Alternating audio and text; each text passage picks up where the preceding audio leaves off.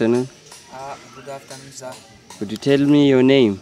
Mavhura Kinzironi. Okay, and the name of your piece? The name of the piece is the horsehead. Horsehead. Why do you sculpt horsehead?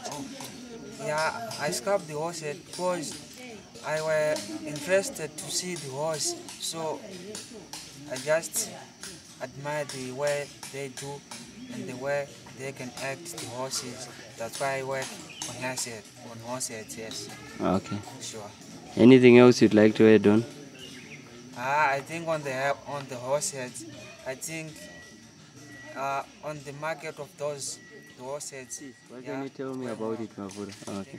It's a queen head. Huh? It's a queen head. How soon do you? Queen head.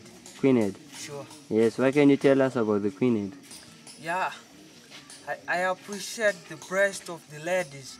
That's why I make this piece, because I think everyone who loves the breast and who love the ladies, that's why I'm interested to make the ladies. Okay. Sure. And the stone, type of stone? This is a green serpentine. It's the stone. Green serpentine. Sure. Okay. Thank you very much. Thank you. You're welcome.